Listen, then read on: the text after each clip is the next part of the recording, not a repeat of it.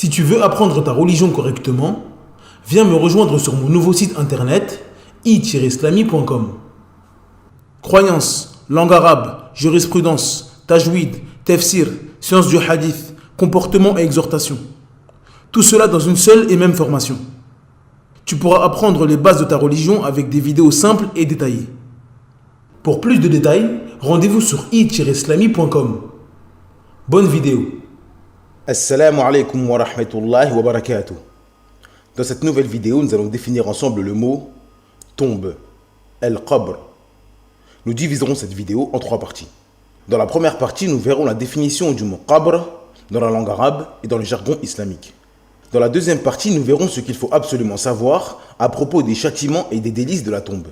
Nous y verrons entre autres le jugement de croire aux délices et aux châtiments de la tombe, ce qui est voulu par l'épreuve de la tombe, ou encore les différentes catégories de châtiments.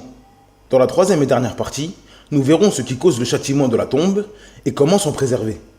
Nous verrons à travers les textes les actes qui permettent de nous préserver du châtiment de la tombe.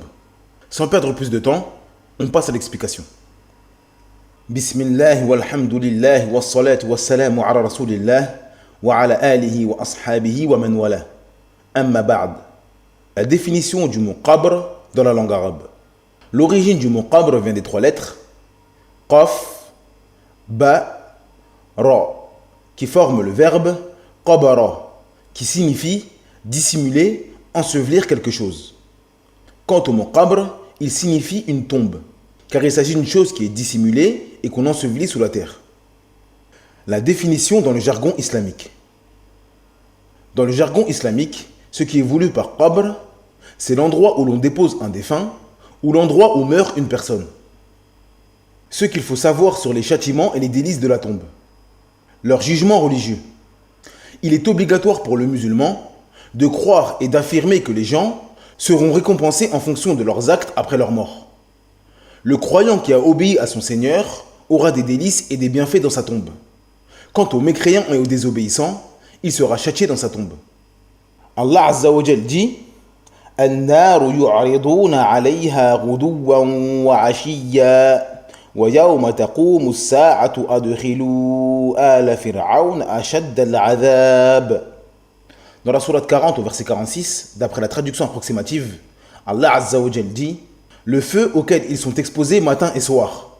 Et le jour où l'heure arrivera, il sera dit faites entrer les gens de Pharaon au plus dur du châtiment. L'imam Ibn Kathir rahimahullah a dit concernant ce verset est un immense fondement des gens de la sunna pour prouver le châtiment de la tombe dans le barzakh. Fin de citation. Pour en savoir plus sur la définition du mot barzakh, je vous invite à regarder la vidéo qui est consacrée. Le lien est dans la barre de description.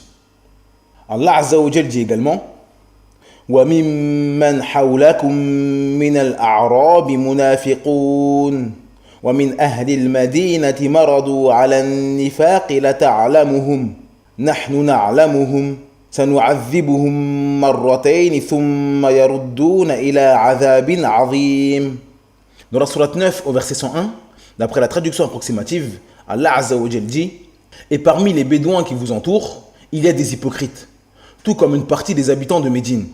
Ils s'obstinent dans l'hypocrisie. Tu ne les connais pas, mais nous les connaissons. Nous les châtierons 2 fois, puis ils seront ramenés vers un énorme châtiment. Dans ce verset, Allah Azza wa Jal nous informe qu'il châtiera les hypocrites 2 fois, c'est-à-dire une fois dans le barzakh et une fois après la résurrection.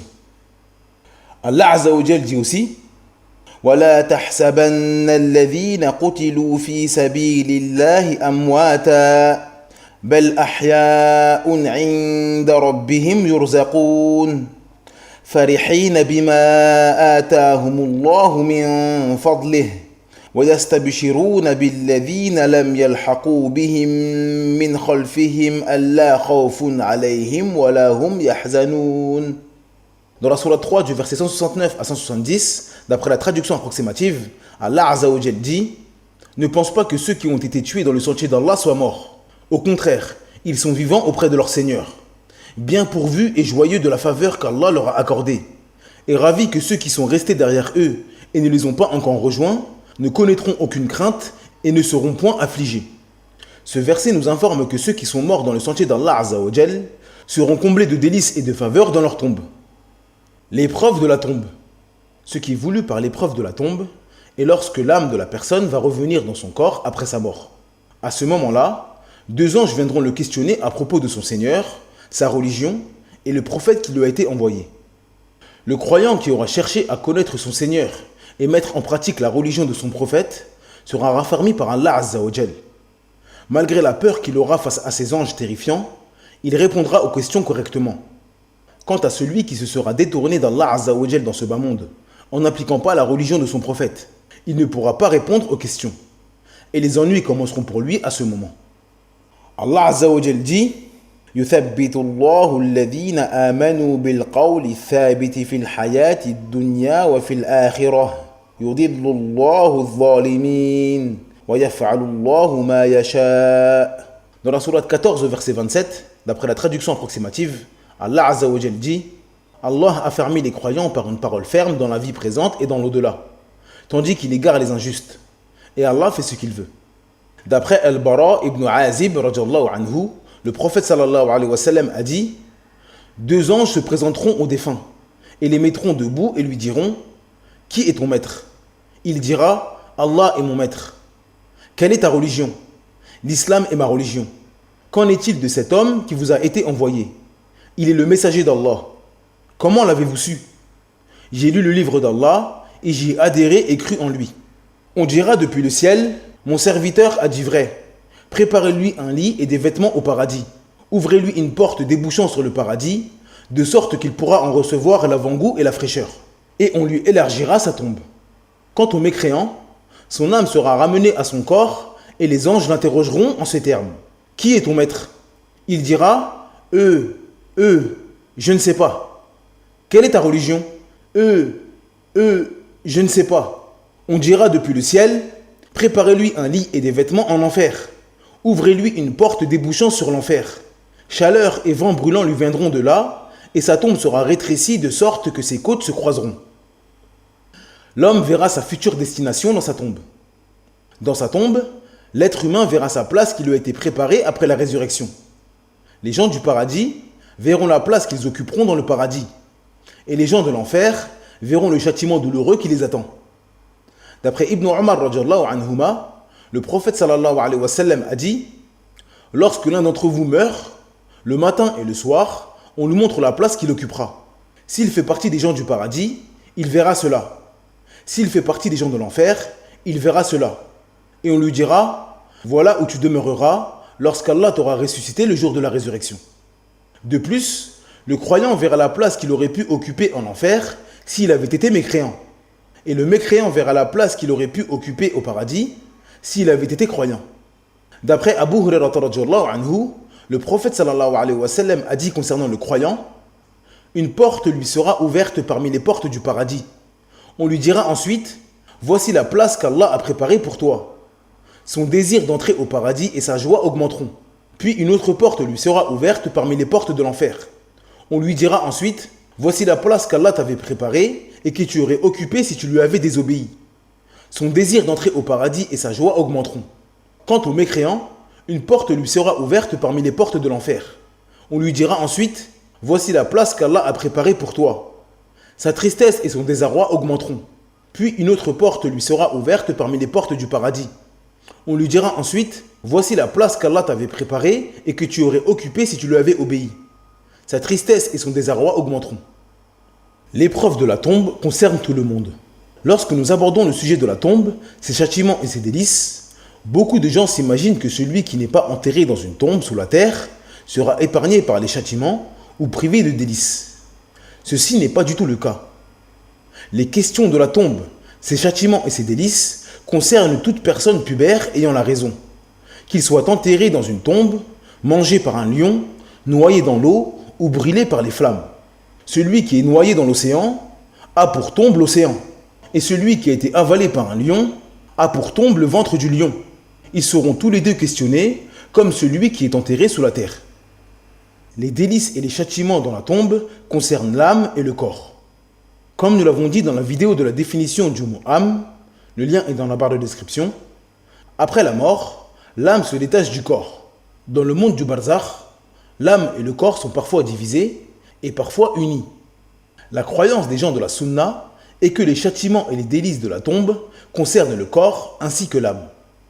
Cheikh al-Islam ibn Taymiyyah rahimahullah a dit « Les châtiments et les délices concernent l'âme et le corps, par consensus des gens de la sunna. L'âme peut être châtiée ou comblée de bienfaits, indépendamment du corps, tout comme elle peut être châtiée et comblée avec le corps simultanément. » Fin de citation. D'après Abu Hurairah radhiyallahu anhu, le prophète sallallahu alayhi wa sallam a dit « Certes, le croyant dans sa tombe sera dans un jardin verdoyant.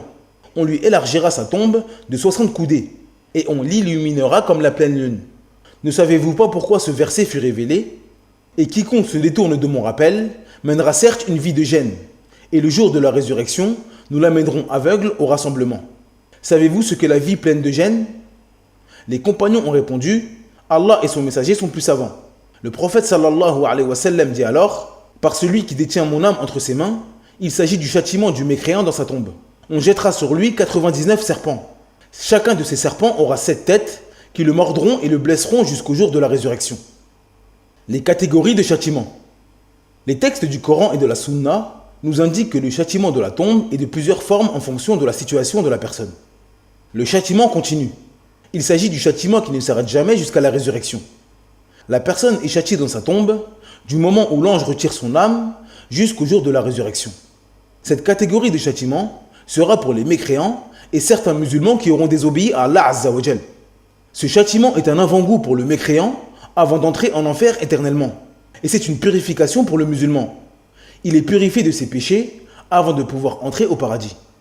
À noter que les péchés du musulman peuvent être tellement nombreux qu'il est possible qu'il soit châtié de manière continue dans sa tombe, puis qu'il entre en enfer le jour de la résurrection, afin d'être encore purifié de ses péchés. Une fois qu'il sera purifié entièrement de ses péchés, il pourra entrer au paradis. Le châtiment temporaire. Il s'agit du châtiment de la tombe qui s'interrompt avant le jour de la résurrection. Il s'agit d'un châtiment qui s'arrête lorsque la cause du châtiment disparaît, ou s'il se termine car la personne a été purifiée de ses péchés. Cette catégorie de châtiment est spécifique aux croyants. Plus le croyant a fait des péchés dans sa vie, plus son châtiment dans la tombe sera long. Jabir radhiyallahu anhuma a dit « Un homme parmi nous décéda. Nous l'avons lavé, embaumé, mis en linceul, puis emmené au messager d'Allah, auquel nous avons dit « Veux-tu prier sur lui ?» Après avoir fait quelques pas, il demanda « Avait-il des dettes ?» Nous répondîmes « Oui, une dette de 2 dinars. » Alors il s'en alla. Abu Qatada radhiyallahu anhu proposa de s'en acquitter. Nous sommes donc allés trouver le prophète sallallahu alayhi wa sallam et Abu Qatada a dit « Les 2 dinars m'incombent. » Le messager d'Allah sallallahu alayhi wa sallam dit alors « Le créancier devra venir te voir pour récupérer son bien et le défunt en est libéré. » Abu Qatada répondit « Oui. » Puis le prophète pria sur lui. Le lendemain, le prophète demanda à Abu Qatada « As-tu rendu les 2 dinars ?» Abu Qatada lui dit « Ô messager d'Allah, il n'est mort que depuis hier. » Le lendemain, Abu Qatada vint au prophète et lui dit « Je me suis acquitté de la dette. » Le messager d'Allah sallallahu alayhi wa sallam lui répondit « Sa peau vient donc tout juste de refroidir. » Ce noble hadith nous indique que celui qui n'a pas remboursé ses dettes est châtié dans sa tombe, tant qu'on ne rembourse pas sa dette pour lui. Pour plus d'informations sur le prêt et les dettes en islam, je vous invite à regarder la vidéo qui leur est consacrée. Le lien est dans la barre de description. Les animaux entendent la souffrance des gens châtiés dans leur tombe. D'après Ibn Mas'ud radhiyallahu anhu, le prophète sallallahu alayhi wa sallam a dit « Certes, les morts sont châtiés dans leur tombe, et les animaux entendent leurs cris de douleur. » Les causes qui provoquent le châtiment de la tombe. Ce qui cause le châtiment d'une personne dans sa tombe se divise en 2 catégories. Les causes générales. Il s'agit de toute personne qui a fait un acte qui provoque la colère d'Allah Azza wa Jal, sans s'être repenti avant sa mort. Tout acte qui provoque la colère d'Allah Azza wa Jal, la malédiction ou un châtiment dans l'au-delà, est une cause pour être châtié dans sa tombe. Les causes spécifiques. Il s'agit des actes que la législation a mentionnés comme étant des actes amenant le châtiment de la tombe. Si un texte nous informe qu'un acte précis provoque le châtiment de la tombe, alors il entre dans cette catégorie. Ibn Abbas radhiyallahu anhuma a dit « Passant un jour auprès de 2 tombes, le prophète sallallahu alayhi wa sallam a dit « Ils sont en train de subir les tourments de la tombe. Et ce n'est pas pour quelque chose qui paraissait grave. L'un d'eux à cause des médisances qu'il colportait, l'autre car il ne se préservait pas de son urine. Puis il prit un morceau de bois vert, le coupa en 2 morceaux et planta chaque morceau sur une tombe. Ensuite il dit Peut-être qu'ils ressentiront quelques soulagements à leur peine, aussi longtemps que ces morceaux n'aient pas séché. Les causes qui préservent du châtiment de la tombe. L'invocation.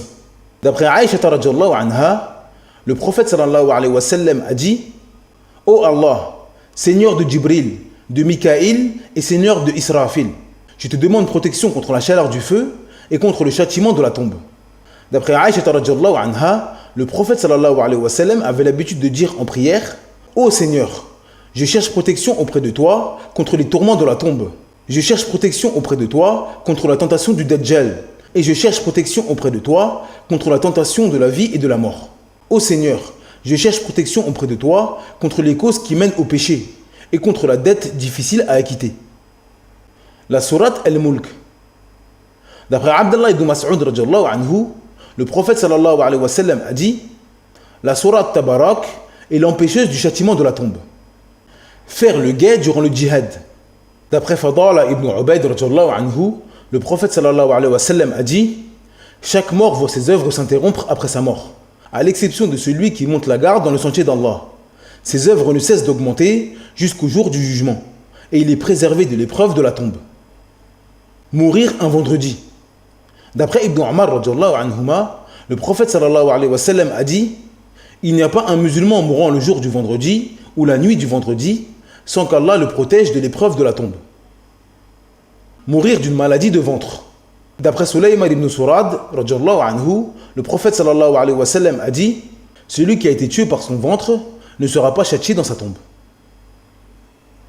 Cette vidéo est maintenant terminée. Merci de l'avoir visionnée jusqu'à la fin. Je vous invite à vous rendre sur le site i-islami.com afin de télécharger gratuitement le PDF de cette explication. N'oubliez pas de vous abonner à la chaîne et d'activer la cloche de notification afin de faire grandir la chaîne et ne rater aucune vidéo. En attendant, je vous dis Assalamu alaikum wa rahmatullahi wa barakatuh. Subhanaka Allahumma wa bihamdik. Ashhadu an la ilaha illa ant. Astaghfiruka wa atubu ilayk.